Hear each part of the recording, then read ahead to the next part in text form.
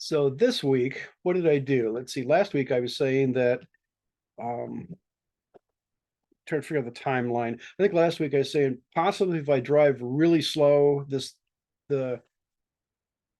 that the steering will work better. Because I was trying at one point we decided that since our vehicles work on the simulator but do not work in real life, we came up a whole list of things. It could either be that the steering is not fast, doesn't respond fast enough, or it's something about the vehicle speed, or the GPS is not publishing fast enough. We came up with a whole list of things. And I thought, well, if I had a way to speed up my steering, I could go out and verify whether that affects it or not.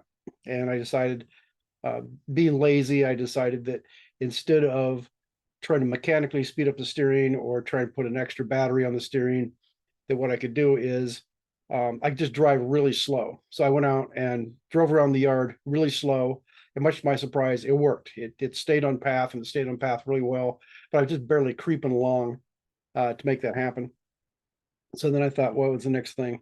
So I drove really slowly. I made some plots, and they all look like it's staying right on the path like it's supposed to, but you can't go much faster than that. So I thought, well, then uh, the next step would be how do I physically speed up the steering? So I decided to put an extra battery in the series with my RC servo on the front because it will take. They say it takes 12 to 24 volts to run the thing, and I just have a 12-volt battery on my robot, so it's been running on 12 volts the whole time. And if I double the voltage, then theoretically it should be able to go from point A to point B twice as fast because it has twice as much voltage. So I went to trouble to do that. I think that was on see, driving slowly, steering feedback died. Oh, so I think it was the no, I'll move on to the next thing I did. So the next thing I put the battery on it and took it out in the yard and said, okay, I'm going to drive around the same path. And I started driving and I thought, well, but the first thing I noticed is when I put the extra battery on, the steering more jittery. And I thought even on the remote control, it would just occasionally, the steering like this, occasionally go, do some of these things where it would jerk one way or the other as I was driving around. But the latest thing I tried, just like yesterday, I was purposely watching for that. And on the remote control, it seems to be nice and stable. It's just when I'm trying to drive by taking information from the navigation, in this case is Pure Pursuit, and I've modified the Pure Pursuit. But anyway, it seems to be while it's doing that is where it's doing funny things to me.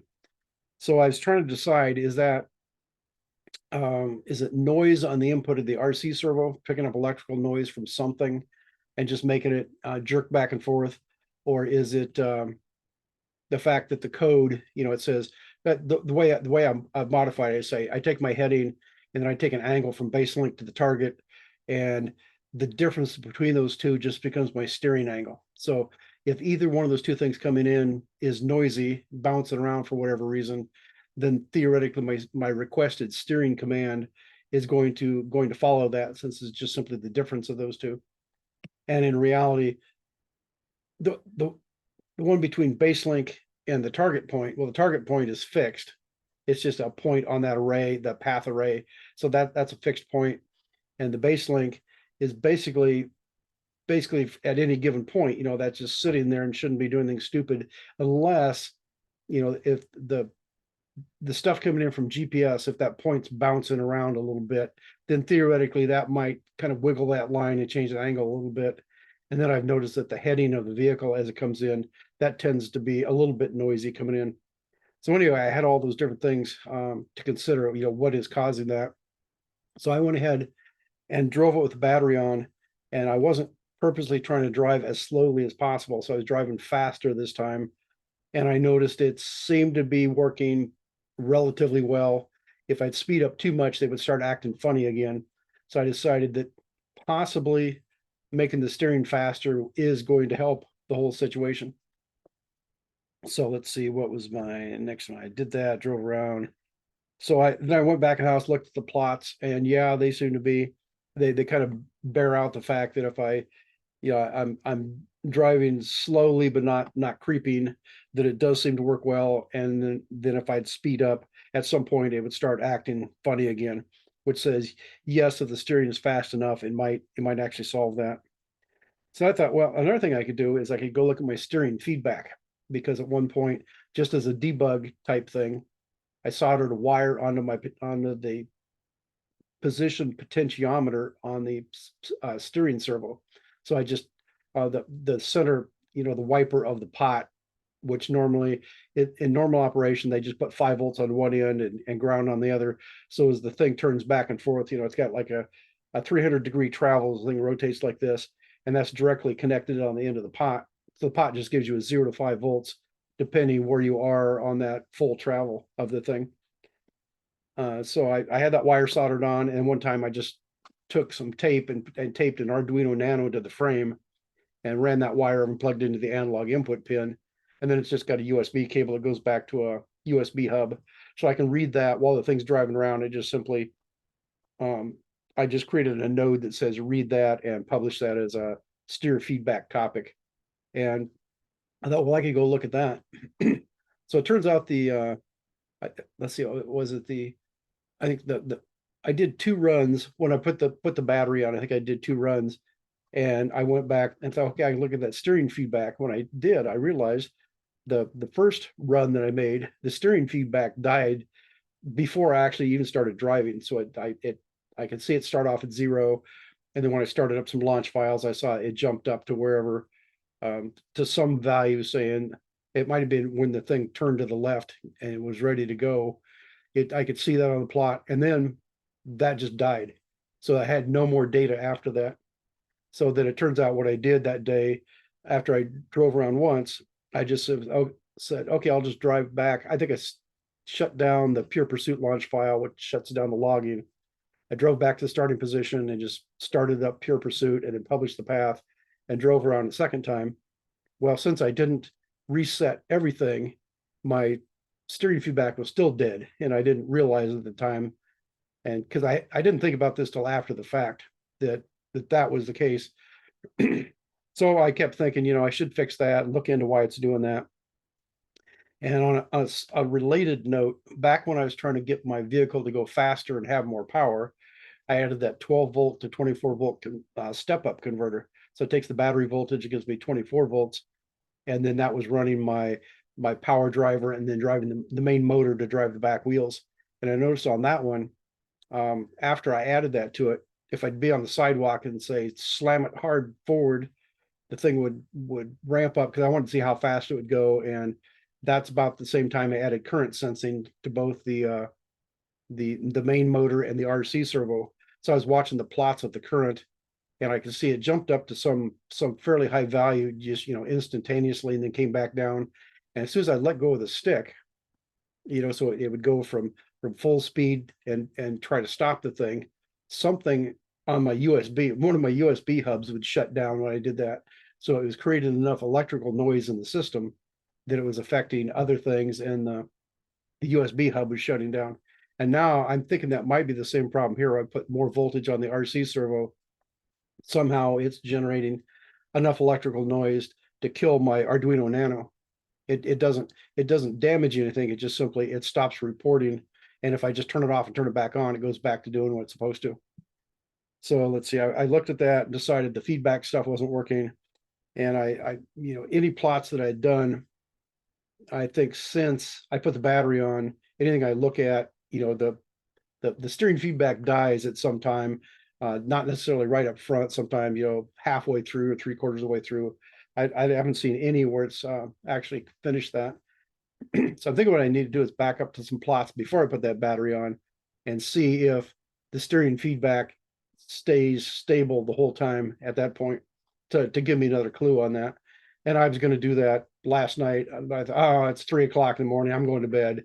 I got up this morning and thought, well, I didn't get out of bed when I should. So I decided I didn't have time this morning. So that's something I need to look into. I need to figure out why that thing is giving me problems. And the other thing that happened was as I added the battery, I untwisted all my wires. I'd gone through and taken all my high power wires and bundled them together and twisted those together and taken all my low level signals, probably the RC servo signal and the I had some other signals there that weren't the high power stuff. And I'd bundled those together and tried to separate them out so they weren't close to each other. And it turns out the wire coming from the RC servo to the Arduino Nano is just like a 12-inch piece of wire that just is kind of hanging in the middle of all that stuff.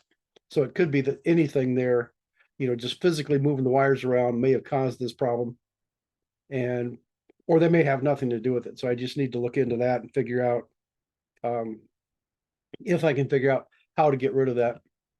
I get the other thing was then I've also got several USB cables going through there, and all these. If you have a high power lead and it's got noise pulses on it, and you run something in parallel to it, it will induce a current into this other wire.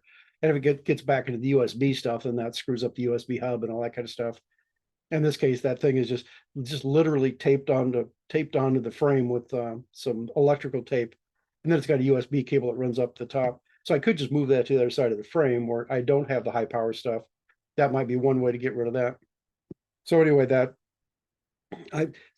whole point of looking at the steering feedback, I wanted to say, if I'm plotting out the requested steering angle and then plot out the steering feedback, it'll say, you've got this thing coming along, and if this is the steering request is a flat line that comes out here to a flat line, but if the servo feedback is doing this, that means that it's doing that on its own. It's not being commanded to do that by the steering request.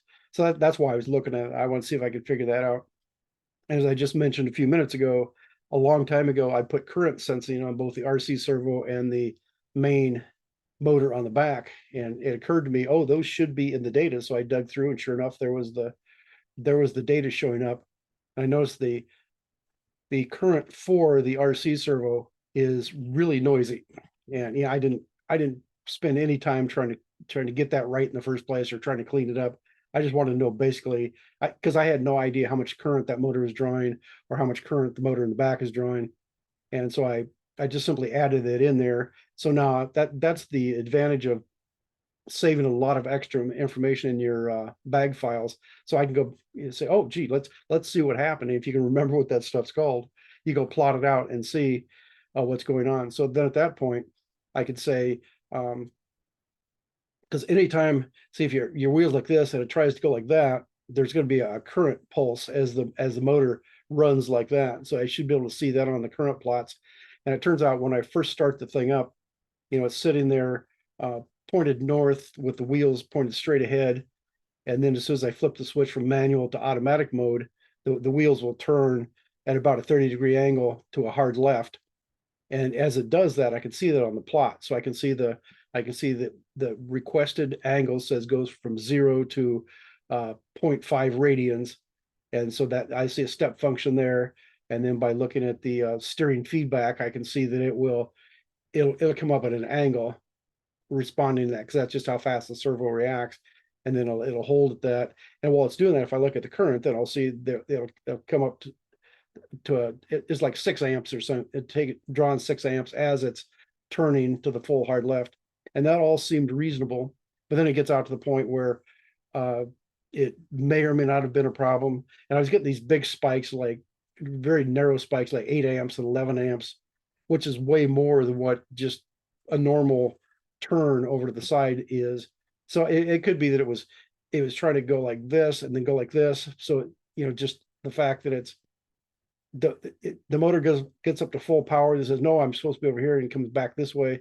That could account for why I'm getting like twice as much current there. But anyway, it looks like if you get down on the ground and look across your yard at all the grass, that's what it looks like. And all this fuzzy stuff all over the whole thing.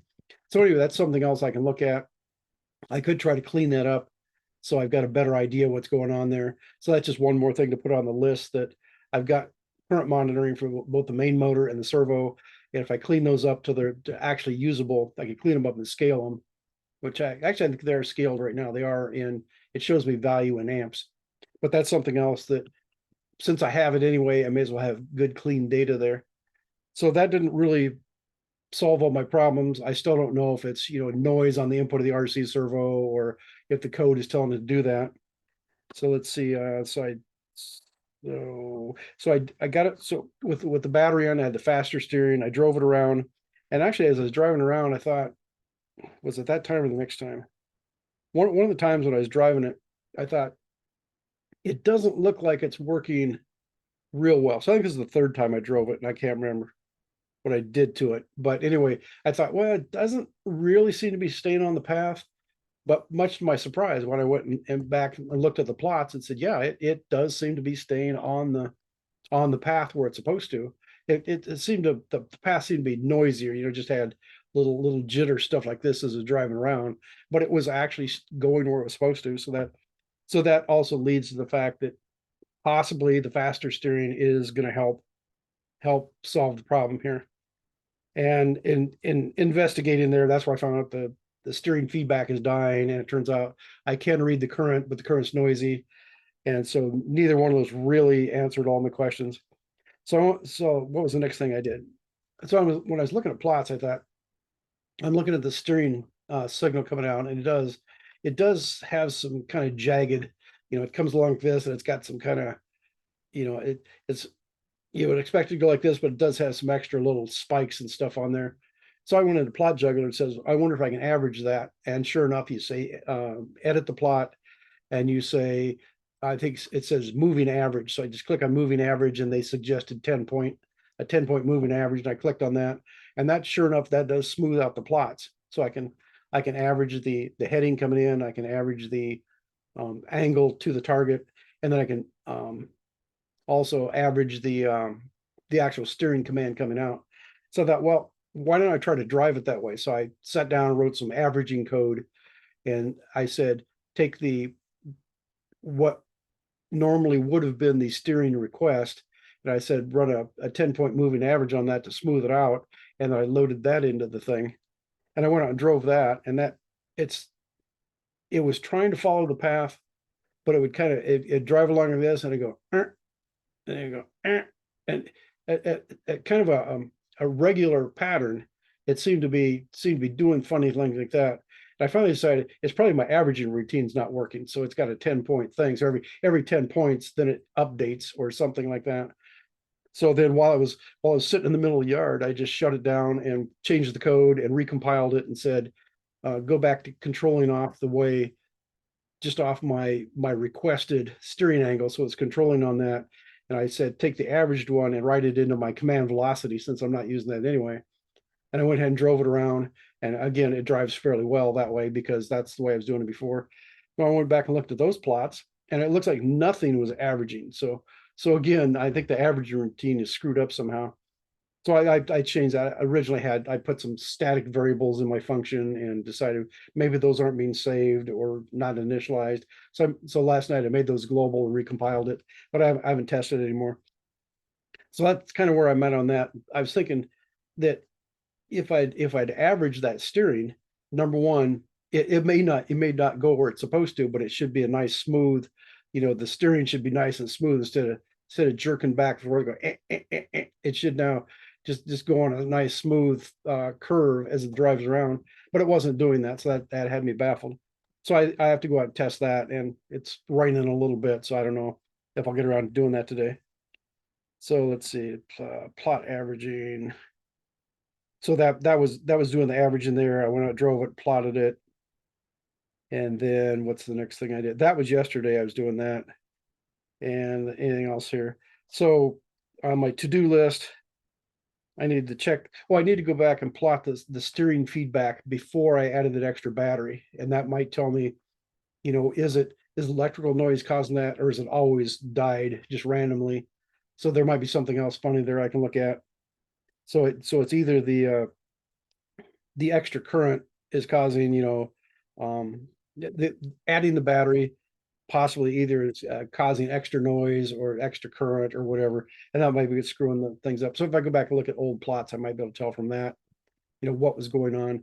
And also, if I look at my current sensing, it could be that'll clean it up too if I don't have that extra battery on there. So I guess that's pretty much where I'm at right now. I did a bunch of stuff, thought about a bunch of stuff to look at. I just need to dig into it now and see if I can make it do more fun things at this point.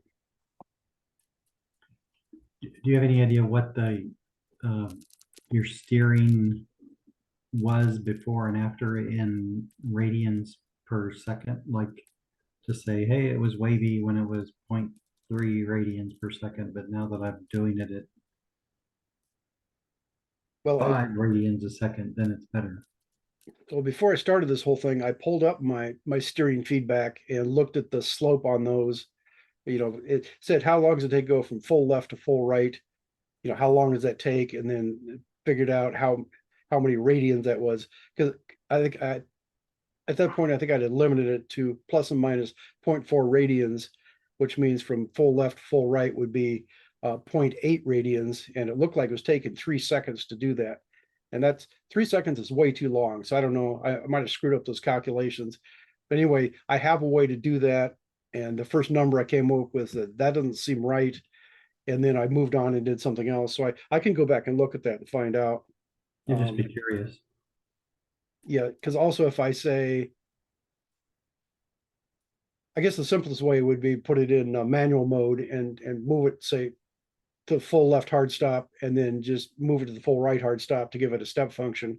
And that way, you know, whether it's being controlled by something or I just want to find out how fast the motor is running, that should tell me at that point so I can calculate it one way or the other with and without the battery to find that out. But right now I don't know what that is, but I have a way to find that out.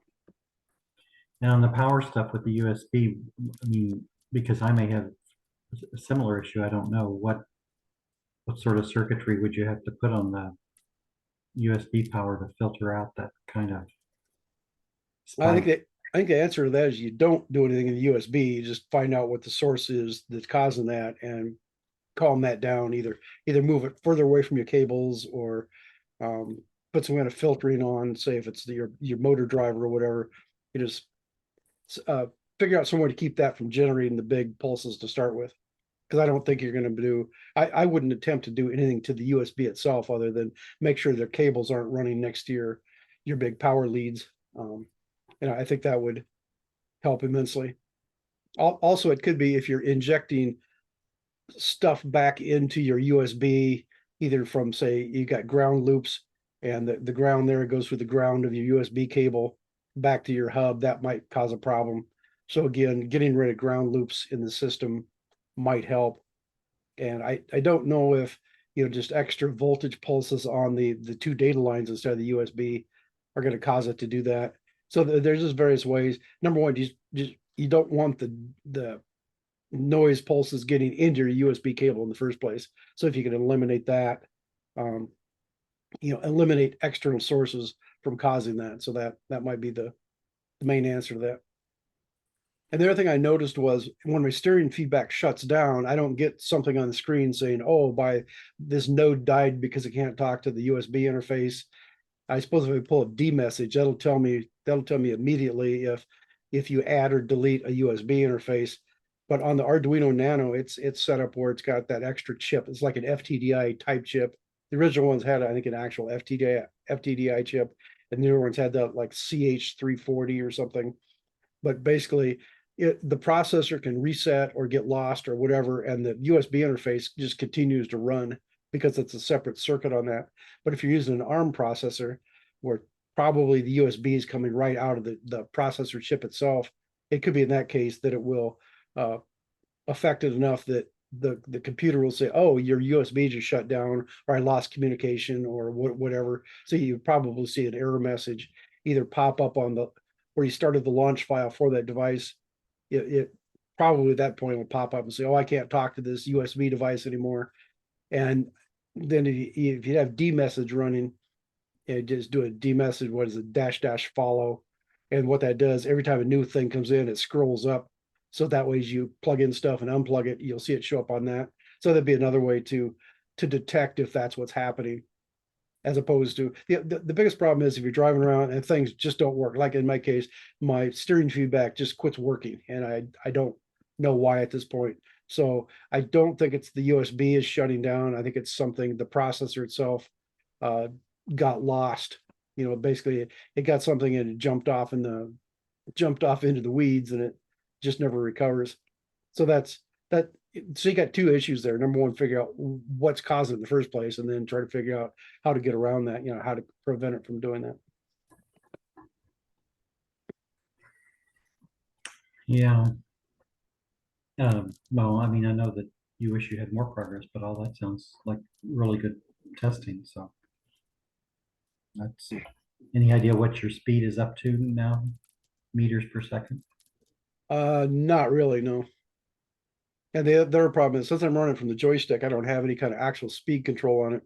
So I just moved the stick to make it move. It turns out my yard is sloped right there, which I didn't realize. I knew it was somewhat, but as I go to do that loop, see, I'm going straight west across the yard in a straight line, and then when it goes to do its loop at the end, it turns to the right. It's going slightly uphill, and it does the big loop coming around, and it's going downhill, and the thing speeds way up. So I have to think ahead of time because I'm controlling the power of the motor.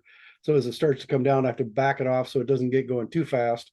Then when it gets down to the bottom, then I have to push the stick way up again to keep it moving or to get it moving again. And so there's more issues on that. I can't really keep a constant speed there. Now, technically, it's got speed control built into it, and I played with it at one point. I just wasn't real happy with the way it's working. But if I just change one line of code back and say, instead of taking the joystick request, just take my whole speed control routine. So if I send down a thing saying go at 0.5 meters per second, it should scale that and attempt to hold it at that speed. And that would be something worth trying too, just to see how well it does work. Because I'd never done that under actual computer control. It's just a matter, go to the command line and type it in, publish command velocity with 0.5 meter per second, and then watch the results as it would drive across the ground. So it would be interesting to turn that back on and see if it will try to maintain the proper speed on that. So I really, the only thing I have, I can go look at the plots and say what speed was it going at this time. And originally, when I was just barely creeping along, it was going like between 0.2 to 0.5 meters per second. And then that was working. And then when I was driving it a little bit faster, it was probably averaging closer to 0.5 meter per second the whole time. And then if I get up to around, sometimes it get up to almost like 0.8 meters per second, it was still working in certain parts, but I get towards the end, and that was enough to screw it up. So it's just a matter of going back and looking at the plot, say how fast were they going during this part of the path, and trying to determine for that if it's solving my problems or not.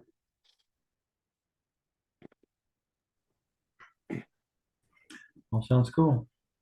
So that's another thing I put on my list. Yeah, I said before I need to I forgot which one it was. Blah blah blah blah blah. Oh, as you said, how fast is the steering actually running? And so I can go back and I can try to verify that. And then the other thing I can do is, turn on that speed control and see if it will maintain close enough speed that will give me an indication of what, how well this is going to work. So.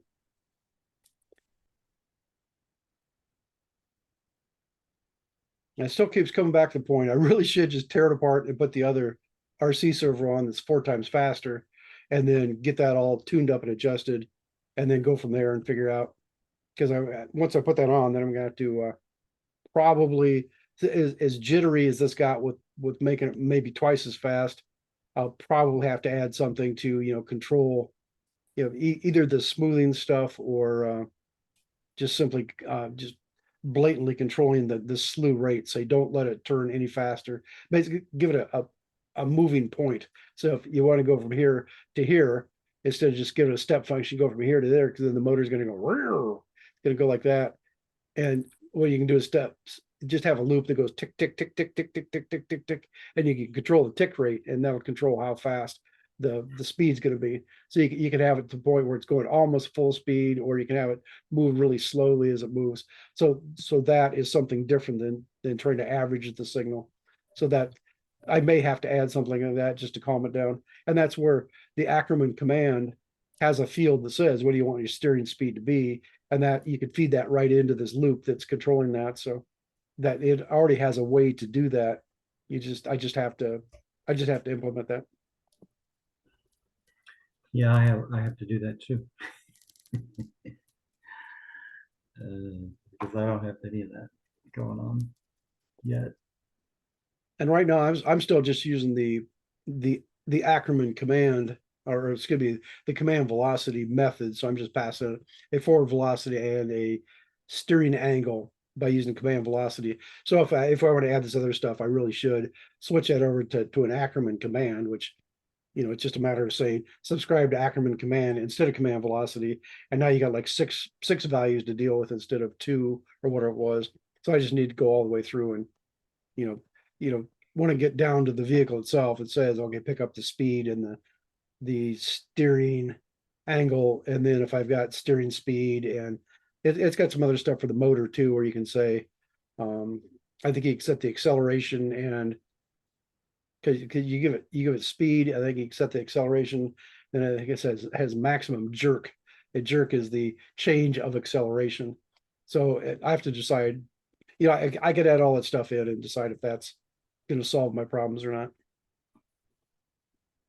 Or just one more of these things that I'll put it in, and then a year from now I'll say, "Oh, gee, that stuff's been there all the time. Here, let's see if it works." So that's where I'm at, I guess. Okay. Um, two sort of things for me at the moment. I have another yard that I can test, and this is basically about 180 feet square. It's 25 minutes away from where I'm at the moment. So the last week has been sort of preparing to move the tractor out here and trying to get ready with, how am I going to, what do I have to change and how do I change it in order to calculate a path and run a path out there. Well, the high level summary is so the tractor's there, got there yesterday, got it turned on, could drive around manually, no problem. Tried to program a path just to basically run that, and yeah, it's not having any of that yet. So I have in my Miro board sort of the steps that I told myself I was going to follow.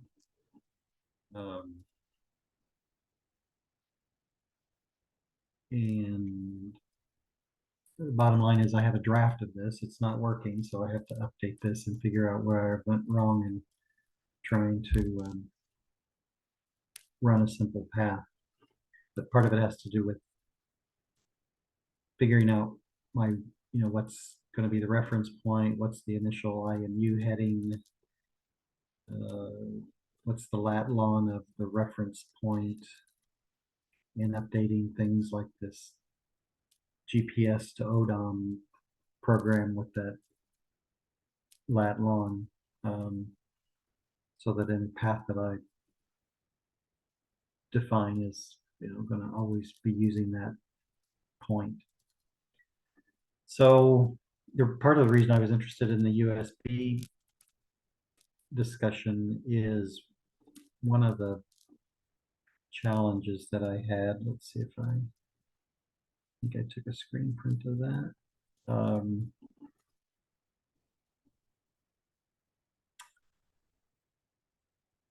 Well, in one of the runs, the look ahead points over here, the starting point was here, it was lined up to go straight to there.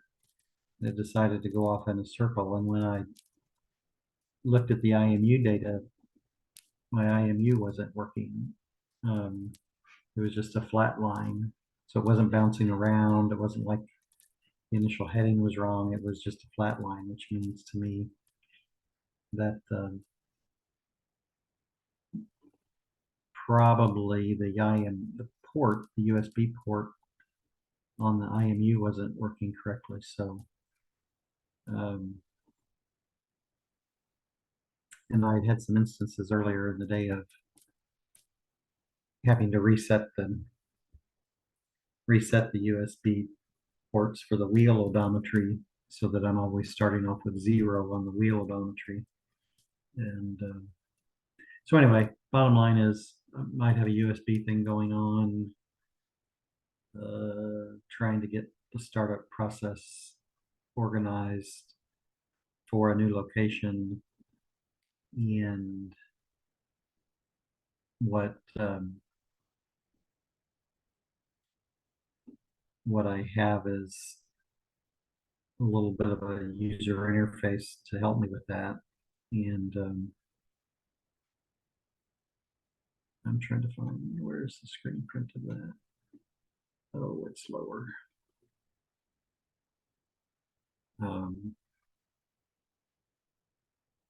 Basically, that's just a Python script that gives me a few buttons to press, and I can see this in the sunlight as tested yesterday. So when you hover mouse over one of these blocks, it goes red. You press it. I could probably do better because I should change the color once it's pressed. But anyway, what that user interface software looks like is here, and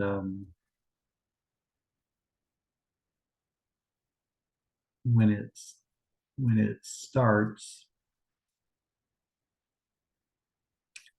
I'm launching a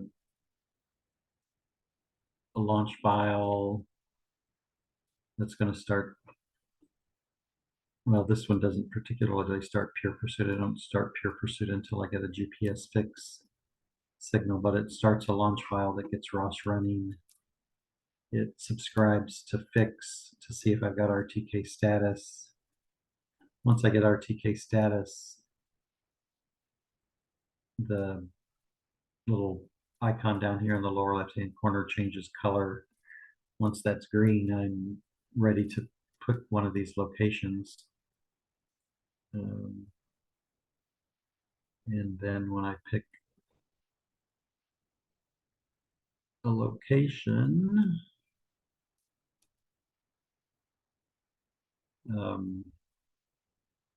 so I was at location 2 yesterday, and it's going to open up a new terminal. It's going to set some GPS coordinates for the origin statement, and it's going to launch, another launch file, which does start Pure Pursuit.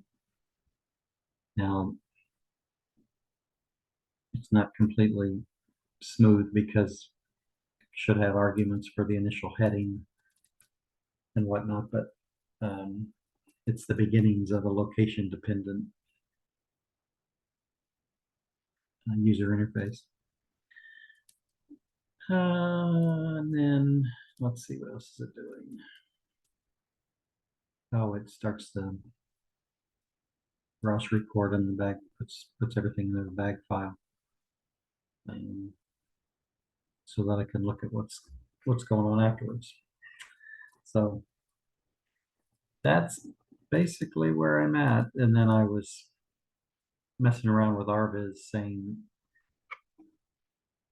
this is what the Google Maps looks like. And I didn't use this yesterday because I didn't necessarily need RViz, but I was converting that into an RViz map, and converting that to grayscale made a lot of that black, which didn't work out very well. So I gotta go rejigger how I convert that to grayscale, but and adjust the origin statement in the YAML file so that that square box is where I'm going to start the tractor. So still more to do to get an RViz map sorted out. Does that need to be in a grayscale? Probably not, now that I think about it. The only reason I was having a grayscale originally is because if you do the 2D nav goal in RViz, it thinks black is no-go area and white is an okay area. So, but for what I'm using it for, since I don't try to do a 2D nav goal in RViz, I could probably use a color image. Well, the reason you talk about being black, knowing there's an object, well, that's your mapping system is using that. That really has nothing to do with RViz. If you just want want your ground to show up in RViz, that's something different than uh, unless you're planning on putting this into your map, maybe that's what you're trying to do. And so like when you show the plots of your house, you've got this big gray area, and then your house is black and your hedges are black or whatever. And that's simply showing up because you're putting that into your map, and then RViz says display the map.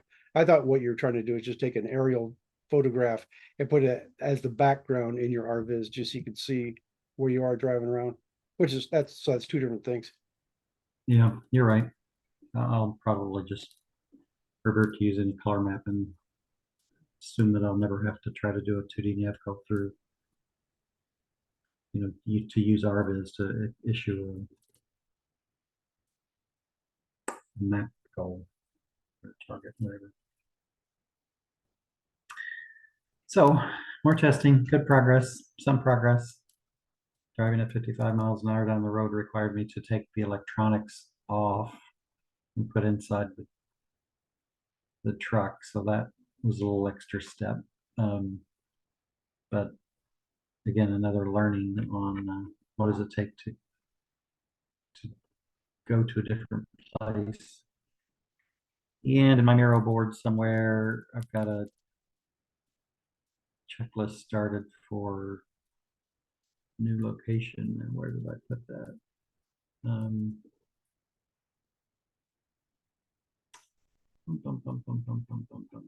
That's not it.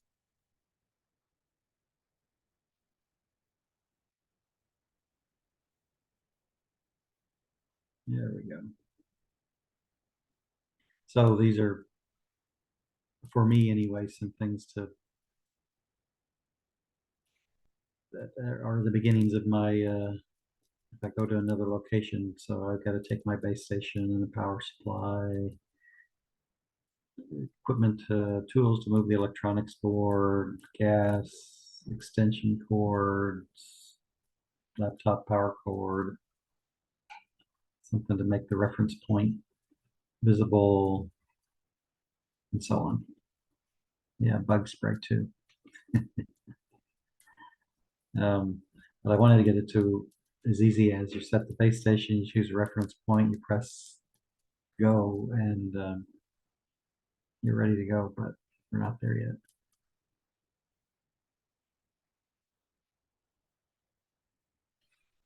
That's it for me.